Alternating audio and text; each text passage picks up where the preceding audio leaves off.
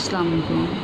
آج ہم لوگ 10th کلاس نیکسٹ یونٹ پڑھیں گے، تو وہ ہے نامدیو مالی۔ اس سے پہلے اس کا انٹرو پڑھیں گے۔ مولوی عبدالحق جس چیزیں جو ہے وہ بابائے اردو کہا جاتا ہے۔ ان کی جو پیدائش تھی وہ 1872 میں ہوئی تھی اور وفات جو تھی 1961 میں ہوئی تھی۔ اس کے بعد بتایا جا رہا ہے کہ وہ جو ہے وہ یو پی کے ایک گاؤں ہارپور میں پیدا ہوئے تھے اور ابتدائی تعلیم انہوں نے فیروز پور سے حاصل کی تھی اور مزید تعلیم کے لیے ایم اے وہ کالج جو ہے وہ علی گڑھ میں داخلہ لیا، اور اس کے بعد جو کہتے ہیں کہ 1894 میں بی اے کر کے حیدرآباد دکن چلے گئے، اور یعنی مختلف ان کے جو ہیں وہ بتائے ہوئے ہیں کہ انہوں نے کون کون سے جو ہے وہ کارنامے کیے اور کس کس جگہ پہ انہوں نے ملازمت جو ہے وہ کی۔ بعض جامعہ عثمانیہ میں صدر شعبہ اردو رہے۔ 1912 میں انجمن ترقی اردو کے سیکرٹری بھی مقرر ہوئے۔ 1936 میں ملازمت سے سبکدوش ہو کر اردو زبان ادب کو ترقی دینے میں ہمتاً جو ہے وہ مصروف رہے۔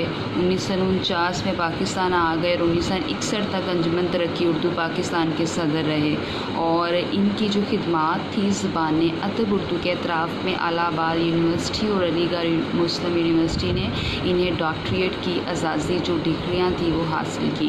اس کے بعد وہ کہہ رہے ہیں کہ مولوی عبدالحق جو ہے وہ محقق، نقاد یعنی تنقید کرنے والے، ماہر لغت نگار اور عمدہ انشا برداشت تھے، اور اس کے بعد اردو کو پاکستان کی سرکاری اور دفتری اور ذریعہ تعلیم کی زبان بنانے کے لیے وہ عمر بھر کوشاں رہے۔ وہ اردو یونیورسٹی قائم کرنا چاہتے تھے، مگر ان کی زندگی میں تو یہ ممکن نہیں ہوا، لیکن کراچی میں اردو کالج ضرور قائم ہو گیا۔ فی الحقیقت وہ اردو کے بہت بڑے یعنی محسن تھے۔ حقیقت میں ان کی ناقابل فراموش یعنی ان کی خدمات کو کبھی بھی فراموش نہیں کیا جاتا، اور انہیں جو ہے وہ بابائے اردو کا لقب ملا، جیسے میں پہلے بتا چکی ہوں آپ کو۔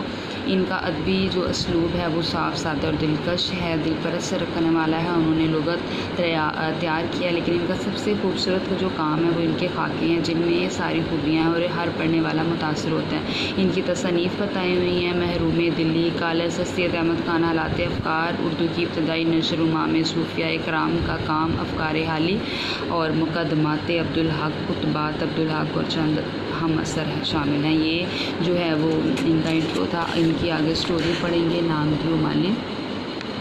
تو نامدیو مالی کی جو سٹوری ہے وہ نامدیو جو مالی ہیں وہ رابعہ دورانی اورنگ آباد کے ایک باغ میں جو تھے وہ مالی تھے، اور اپنا جو کام تھا وہ بڑی دلچسپی کے ساتھ جو ہے وہ سر انجام دیتے تھے۔ ان کی جو ذات تھی وہ ڈھیر تھی، جو کہ بہت نیچی ذات سمجھی جاتی تھی، اور لیکن جو یہ بات غلط ہے کہ سچائی اور نیکی اور حسن جو ہوتا ہے وہ کسی کی میراث نہیں ہوتا ہے، اور مقبرے کے باغ کی جو نگرانی ان کے ذمہ تھی، وہ باغ کے احاطے میں ان کا جو مکان تھا، اور کہہ رہے ہیں کہ میں اوپر والے کمرے میں تھے۔ عبدالحق بتا رہے ہیں جب تھک جاتا تو کھڑکی کھول کر دیکھتا تو وہ ہمیشہ اپنے کام میں مصروف ہوتے تھے، ارد گرد ان کی کوئی خبر نہیں ہوتی تھی۔